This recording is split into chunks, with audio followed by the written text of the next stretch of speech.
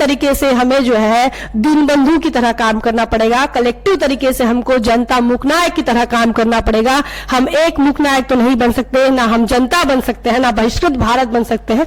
तो कलेक्टिव मिलकर हम तमाम मीडिया को खड़ा करेंगे और इस देश की मनुवादी सोच को, मनुवादी व्यवस्था को पूरे विश्व में नंगा करने का हमने ठान लिया है। 3% ब्राह्मणों और 6% बनियाओं का जो मीडिया है, इस मीडिया को मेन स्ट्रीम का मीडिया कहा जाता है। महज 9 से 10% लोगों का मीडिया है। अगर सोचिए आज की तारीख में फुले शाहू बाबा साहब, मानवर कांशीराम साहब होते तो क्या होता? वो चैनल निकालने का काम करते हैं, क्योंकि आज की तारीख में डिजिटल मीडिया जो है, उस डिजिटल मीडिया में बहुजन समाज की आवाज बनना बहुत जरूरी है। अगर हम बात करते हैं महात्मा ज्योतिराव फुले की, जहां से हमें चाहे पेरियार की बात करें तो उनसे ही हमें ये लिगेसी मिलती है, उन्हीं से हमको ये प्रेरणा मिलती है कि हम अपना मीडिया खड़ा करें। हाथरस में मनीषा वाल्मीकि जो है, उनकी हत्या होती है, उनके साथ सामूहिक बलात्कार होता है, उनका बयान आता है, मतलब मरने से पहले वो अपना बयान भी देती है, 4 लोगों के नाम बोलती है कि इन लोगों ने मेरे साथ जो है शारीरिक अत्याचार किया और मेरे साथ उत्पीड़न हुआ। लेकिन जब ये मामला कोर्ट में पहुंचा, जब इन्वेस्टिगेशन हुआ, तो वो कैसे मैनिपुलेट हुआ कि आज उनमें से 3 लोगों को बाइज्जत बरी कर दिया जाता है और एक व्यक्ति पर ही चार्ज लगता है। लेकिन उस व्यक्ति पर चार्ज कैसा लगता है? सिर्फ मारपीट का, छेड़छाड़ का, उसके ऊपर रेप का केस नहीं लगा है। किसे महापुरुष बनाना है, किसे विलन बनाना है, ये डिसाइड अब मीडिया कर रहा है। लोग IAS IPS लोगों को मैनिपुलेट करने का बड़ी तादाद में काम हुआ। RSS के माध्यम से उन्हें मैनिपुलेट किया गया, उन्हें कैडराइज किया गया और उसके बाद उनका इस्तेमाल इस देश के अंदर लोकतंत्र को खत्म करने के लिए बड़ी मात्रा में किया गया। जिसमें वो जजेस बाहर आते हैं, मीडिया में आकर कहते हैं कि जो जुडिशरी है वो मैनिपुलेट हो रही है। वो अगर हम बिल्किस बानो की बात करें तो गुजरात के दंगों में जिस बिल्किस बानो पर सामूहिक बलात्कार होता है, उन सामूहिक बलात्कारियों को ये कहकर छोड़ दिया जाता है कि वो ब्राह्मण है, चरित्रवान है। बहुजन समाज में जन्मे सभी संत गुरु महात्माओं को अभिवादन करती हूँ, महापुरुषों को अभिवादन करती हूँ। इसी के साथ साथ इस मौके पर जब बामसेफ के द्वारा सोशल मीडिया और मूल निवासी यूट्यूबर मीट का आयोजन यहाँ पर किया गया है और इसमें उपस्थित मान्यवर निशातय मिश्राम जी और हमारे रविंद्र राणे सर, मैं जय भीम करती हूँ। आप तमाम बहुजन मीडिया साथियों के सामने हम इस बात पर चर्चा कर रहे हैं कि सोशल मीडिया किस प्रकार अपने समाज के लिए बात कर सकता है। क्यों ये विषय बड़ा ही दिलचस्प भी है और कठिन भी है, क्योंकि ऐसी भी समस्या हमने देखी है कि जब हम किसी का इंटरव्यू करते हैं और उसके बाद जब उन्हें वो वीडियो का लिंक भेजते हैं तो वो व्हाट्सएप पर ओपन भी नहीं कर पाते हैं। बार बार फोन करके कहते हैं कि आपने जो हमारा इंटरव्यू लिया है वो शुरू नहीं हो रहा है। मतलब उन्हें ये नहीं समझ आ रहा है कि लिंक पर जाकर क्लिक करना होगा, उसके लिए हमारा डेटा भी ऑन होना चाहिए। ये चीजें नहीं समझ आ रही है। तो ये इसीलिए कठिन है क्योंकि बहुजन समाज अभी तक उस मुकाम पर भी नहीं पहुंचा है कि उसे ये समझे कि हम अपनी खबरों को कैसे पढ़ें। हम अक्सर देखते हैं कि नेशनल दस्तक जो है वो हर बार एक लाइन अपनी कहते हैं, शंभू कुमार भाई हमेशा एक लाइन कहते हैं कि सोशल मीडिया ही बहुजन मीडिया है। बार बार ये कहते हैं और उसी लाइन से जो है इंस्पिरेशन लेकर हम भी इस सोशल मीडिया के फील्ड में आए। जब हमने देखा कि हमारी खबरों को किस प्रकार से मैनिपुलेट करके दिखाया जाता है और उनकी खबरों को, मतलब इस देश के सवर्णों की और ब्राह्मणों की खबरों को, ब्राह्मणवादियों की खबरों को किस प्रकार से रंगाकर बताया जाता है, किसे महापुरुष बनाना है, किसे विलन बनाना है, ये डिसाइड अब मीडिया कर रहा है। लोग डिसाइड नहीं करेंगे। लेकिन जब इस देश का संविधान कहता है कि लोकतंत्र है और लोकतंत्र को बचाने की जिम्मेदारी जो है वो संसद की है, लोकतंत्र को बचाने की जो जिम्मेदारी है वो संसद की है, उसके साथ साथ एडमिनिस्ट्रेशन की है, ब्यूरोक्रेट्स की है, इस देश के IPS IAS अधिकारियों की है। उसी के साथ साथ लोकतंत्र को बचाने की जो जिम्मेदारी है वो जुडिशरी की है, न्याय व्यवस्था की है, न्यायपालिका की है। लोकतंत्र को बचाने की जिम्मेदारी जो है वो मीडिया की भी है। लेकिन अगर हम संसद की बात करें तो जिस प्रकार से पूना पैक्ट की वजह से नुकसान इस देश में बहुजन समाज का हुआ, खासकर SC ST OBC का हुआ, उससे ये समझ आ रहा है कि संसद में पहुंचना अभी आज की तारीख में जो है काफी मुश्किल दिख रहा है। जिन पार्टियों के भरोसे पर हमारे लोग थे वो पार्टियां जो है उनको जीतने नहीं दिया जाता और वो कहीं ना कहीं इस देश के अंदर हिंदू राष्ट्र के लिए जो है वो मैनिपुलेट होते हुए नजर आती है, चाहे फिर वो समाजवाद की बात ही क्यों ना करें। बात मुद्दों की शुरू होती है लेकिन वो कहीं ना कहीं हिंदू राष्ट्र पर खत्म होती है, सांप्रदायिकता पर ही खत्म होती है। अगर हम बात करें ब्यूरोक्रेस्ट की तो इस देश के अंदर 2014 से पहले सबसे ज्यादा ब्यूरोक्रेस्ट लोग जो है IAS IPS लोगों को मैनिपुलेट करने का बड़ी तादाद में काम हुआ। RSS के माध्यम से उन्हें मैनिपुलेट किया गया, उन्हें कैडराइज किया गया और उसके बाद उनका इस्तेमाल इस देश के अंदर लोकतंत्र को खत्म करने के लिए बड़ी मात्रा में किया गया, जिसका उदाहरण आज हम देख रहे हैं कि लगातार लोकतांत्रिक देश में कोई भी एक पार्टी लगातार वर्चस्व बनाकर है और वो बार बार हो रहा है। और ये सिर्फ देश में नहीं हो रहा है, केंद्र में नहीं हो रहा है, प्रदेशों में भी हो रहा है। अगर हम जुडिशरी की बात करें तो तमाम लोगों के सामने जुडिशरी जो है वो खुला चिट्ठा है। खुद जज जो है वो जजेस बाहर आते हैं, मीडिया में आकर कहते हैं कि जो जुडिशरी है वो मैनिपुलेट हो रही है, वो अपने बयान जारी करते हैं। वही अगर हम बिल्किस बानो की बात करें तो गुजरात के दंगों में जिस बिल्किस बानो पर सामूहिक बलात्कार होता है, उन सामूहिक बलात्कारियों को ये कहकर छोड़ दिया जाता है कि वो ब्राह्मण है, चरित्रवान है। इस देश का चरित्रवान होना मतलब क्या होना, इसकी अगर परिभाषा देखी जाए तो जुडिशरी के हिसाब से अगर हम देखें तो जो बलात्कारी है और वो जो सामूहिक बलात्कार करता है, एक गर्भवती महिला का बलात्कार करता है, एक बच्चे की मां का बलात्कार करता है, वो चरित्रवान है। और उस देश के अंदर 75 साल मनाया जाता है, अमृतकाल मनाया जाता है, अमृत महोत्सव मनाया जाता है। और उस समय बिल्किस बानो को, इस देश की महिला को, माइनॉरिटी महिला को न्याय नहीं मिलता। उसी के साथ साथ अब हाल ही में जो फैसला आया SC ST कोर्ट का, उस कोर्ट का क्या कहना है। हाथरस में मनीषा वाल्मीकि जो है उनकी हत्या होती है, उनके साथ सामूहिक बलात्कार होता है, उनका बयान आता है, मतलब मरने से पहले वो अपना बयान भी देती है, 4 लोगों के नाम बोलती है कि इन लोगों ने मेरे साथ जो है शारीरिक अत्याचार किया और मेरे साथ उत्पीड़न हुआ। लेकिन जब ये मामला कोर्ट में पहुंचा, जब इन्वेस्टिगेशन हुआ तो वो कैसे मैनिपुलेट हुआ कि आज उनमें से 3 लोगों को बाइज्जत बरी कर दिया जाता है और एक व्यक्ति पर ही चार्ज लगता है। लेकिन उस व्यक्ति पर चार्ज कैसा लगता है? सिर्फ मारपीट का, छेड़छाड़ का, उसके ऊपर रेप का केस नहीं लगा है। इसका मतलब ये हुआ SC ST का केस लगता है लेकिन उसके ऊपर बलात्कार करने का जो जुल्म है वो नहीं लगता है, जबकि वो उसने वो अपराध किया है। इसका मतलब जुडिशरी मैनिपुलेट हो गई, संसद जो है वो मैनिपुलेशन पर चल रही है। उसके बाद अगर हम बात करें ब्यूरोक्रेस्ट की, अगर हम बात करें एडमिनिस्ट्रेशन, प्रशासन की अगर हम बात करें तो वो सारा प्रशासन आज राम राज्य घोषित करने में लगा हुआ है और सारी मेहनत उसी के लिए कर रहा है। अब मीडिया की बात करते हैं। मीडिया के अंदर पहले तो बहुजन समाज का रिप्रेजेंटेशन ना के बराबर रहा, क्योंकि टीवी मीडिया में या प्रिंट मीडिया में जो बड़े बड़े उद्योगपति थे उन्हीं का वर्चस्व वहां पर रहा। अगर हम बात करते हैं महात्मा ज्योतिराव फुले की, जहां से हमें चाहे पेरियार की बात करें तो उनसे ही हमें ये लिगेसी मिलती है, उन्हीं से हमको ये प्रेरणा मिलती है कि हम अपना मीडिया खड़ा करें। दीनबंधु नाम से जो है न्यूज़पेपर, अखबार जो है वो हमारे महात्मा ज्योतिराव फुले शुरू करते हैं। दीनबंधु का मतलब होता है कि गरीबों का साथी, तो ऐसा अखबार ज्योतिराव फुले करते हैं। पेरियार अपने समय में आंदोलन के लिए अखबार शुरू करते हैं। वही अगर बाबा साहब की बात करें तो बाबा साहब ने भी अपने समय में अलग अलग अखबार निकाले, जनता, समता, मूक नायक, आमिया देशाची शासन करती जमात बनणार, तो इस प्रकार से प्रबुद्ध भारत, बहिष्कृत भारत, तो अलग अलग समय पर अलग अलग अखबार जो है वो बाबा साहब अम्बेडकर भी निकालते हैं। अगर मानवर कांचीराम साहब की बात करें तो मानवर कांचीराम साहब को भी लगा कि ये तो बनियाओं का मीडिया है, ये इस देश के SC ST OBC की बात नहीं करेगा, तो उन्होंने भी अपने अखबार निकाले।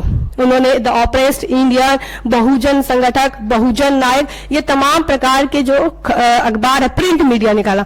अगर सोचिए आज की तारीख में फुले शाहू बाबा साहब, मानवर कांशीराम साहब होते तो क्या होता? वो चैनल निकालने का काम करते हैं, क्योंकि आज की तारीख में डिजिटल मीडिया जो है, उस डिजिटल मीडिया में बहुजन समाज की आवाज बनना बहुत जरूरी है। जब हमारे महापुरुषों ने अखबार निकाला तब हमारा समाज पढ़ने लिखने के लायक नहीं था, वो पढ़ लिख नहीं सकता था, उस देश की व्यवस्था ने उसे पढ़ने लिखने का अधिकार नहीं दिया था, बावजूद हमारे अखबार निकले। अगर हम दो अखबारों की अगर तुलना करते हैं, जहां पर बाबा साहब जनता निकालते हैं और उसी को देखकर गांधी जी की इच्छा नहीं थी अखबार निकालने की, लेकिन बाबा साहब अखबार निकाल रहे हैं, इसीलिए गांधी जी उसके जवाब में हरिजन निकालते हैं। और जब दोनों अखबारों को अगर आप पढ़ते हैं तो दोनों अखबारों का कंटेंट क्या है?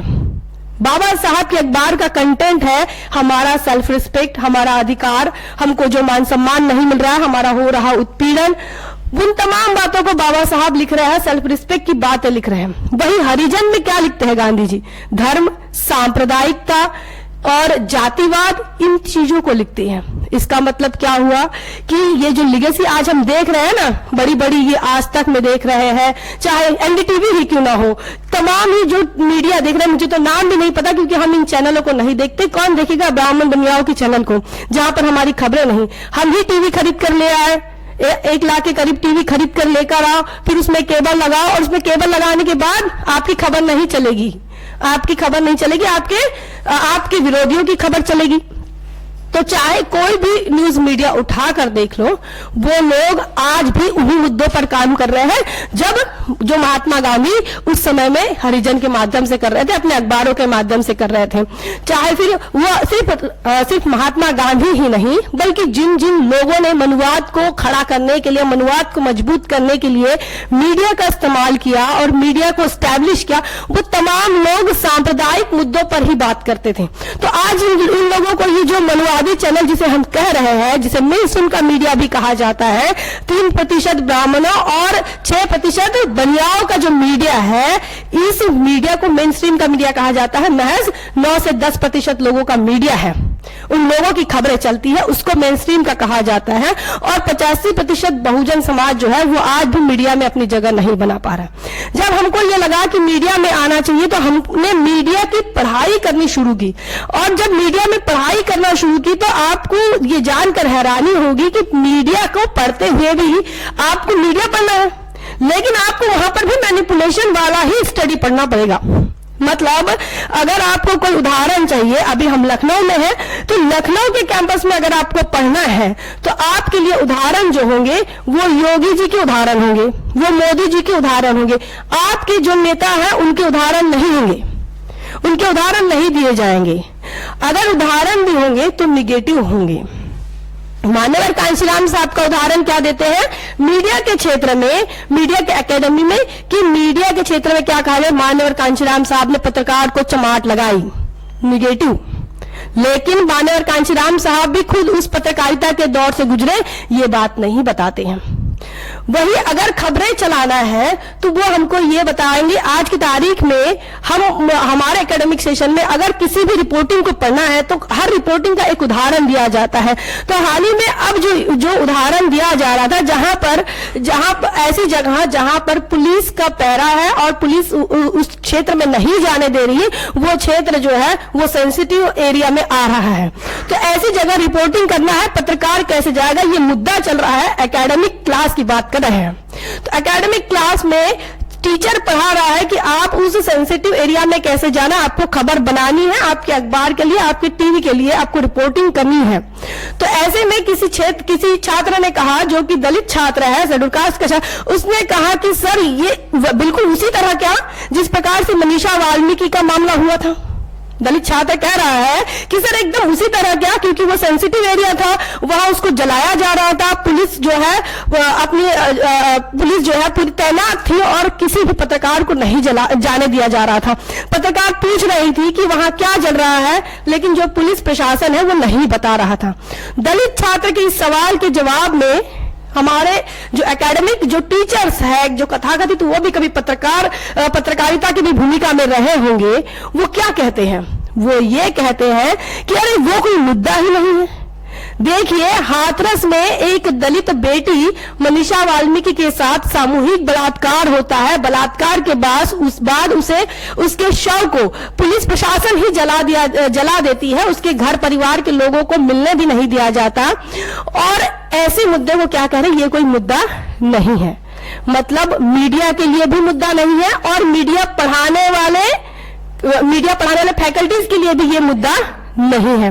तो इसका मतलब ये हुआ कि आपका जो मुद्दा है, आप चाहे मर जाए, आपके साथ चाहे बलात्कार हो जाए, सामूहिक बलात्कार हो जाए, आपको न्याय ना मिले, आपके घर के लोगों को, मतलब जिस प्रकार से मनीषा वाल्मीकि के घर के लोगों के साथ पिछले 1 साल से जो अपराधियों के जैसे सलूक हो रहा था, उनको कहीं आने नहीं दिया जा रहा था, जाने नहीं दिया जा रहा, लगातार उनके घर पर पुलिस मौजूद थी, लेकिन ये मुद्दा नहीं है। क्या एक टर्मिनोलॉजी और एक परसेप्शन बनाया जा रहा है कि ये मुद्दा नहीं है। मतलब इस देश में एससी एसटी का कोई मुद्दा नहीं है। एससी एसटी को पीटा जाए, ये मुद्दा नहीं है। एससी एसटी के साथ बलात्कार हो जाए, मुद्दा नहीं है। ओबीसी के साथ उत्पीड़न हो जाए, ओबीसी के आईएएस अफसरों की भर्ती ना हो, उनको पोस्टिंग ना मिले, ये भी कोई मुद्दा नहीं है। इस देश के अंदर मुस्लिमों पर आरोप लगाया जाए, कोरोना फैलाते हैं, ये भी मुद्दा नहीं है। मुद्दा क्या है कि ये हिंदुत्व को खतरा पैदा करते हैं और ये मुद्दा उनके महापुरुषों ने तैयार करके दिया हुआ मुद्दा है, आज से नहीं देख रहे हैं। अगर आप 75 साल पुराने भी अखबार उठा लें, मनुवादियों के, बनियाओं के, सवर्णों के, तो आपको वही मुद्दे दिखेंगे।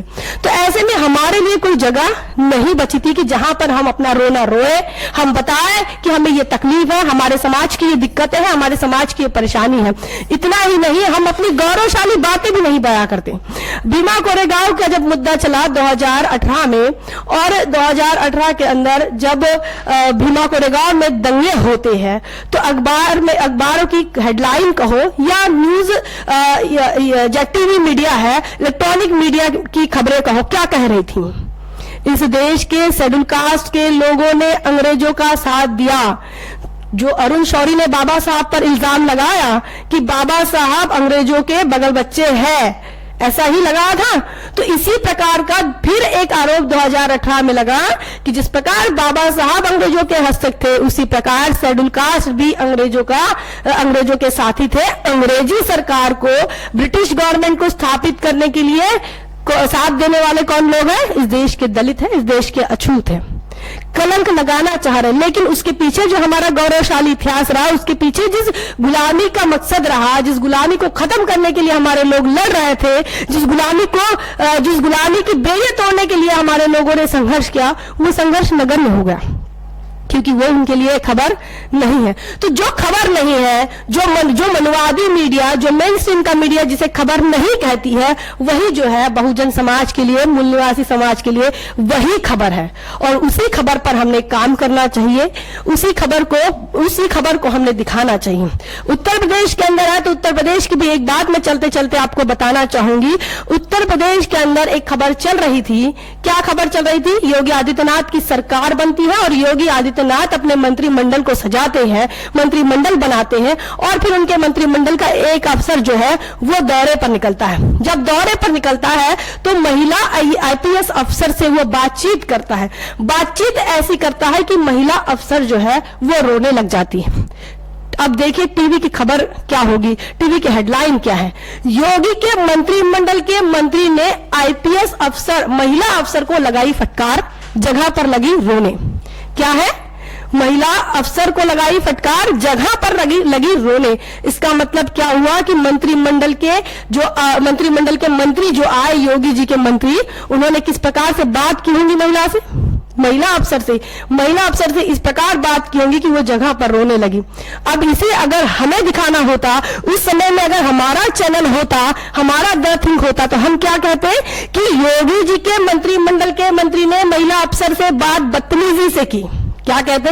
ये बदतमीजी थी, क्योंकि महिलाओं के साथ, और वो भी आईपीएस महिला अधिकारी के साथ बात करने की तमीज अगर मंत्रियों को नहीं है, और इसीलिए वो महिला रोने लगी, तो ये उस आईपीएस अफसर होने की जो गंभीरता है, उस जो गरिमा है, उस गरिमा का क्या?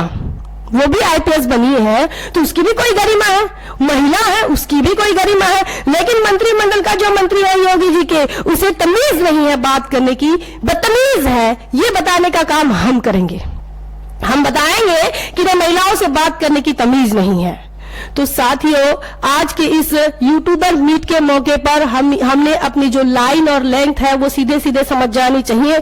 हम जो है बहुजन मीडिया के नाम पर जब काम करते हैं तो सिर्फ दलितों के मुद्दों पर ही नहीं, हमें दलित, आदिवासी, ओबीसी के मुद्दों को भी लेना पड़ेगा, मुस्लिम साथियों के भी मुद्दों को लेना पड़ेगा, और जहां जहां पर भी अन्याय, अत्याचार, उत्पीड़न जाति के नाम पर हो रहा है, धर्म के नाम पर हो रहा है, संप्रदाय के नाम पर है, उन तमाम मुद्दों को लेना हमारा काम है। क्योंकि हमने डिसाइड किया है कि हमारी लाइन और लेंथ ये है जो मेन स्ट्रीम का मीडिया जिसे छुपाता है, मेन स्ट्रीम का मीडिया जिसे दिखाता नहीं है।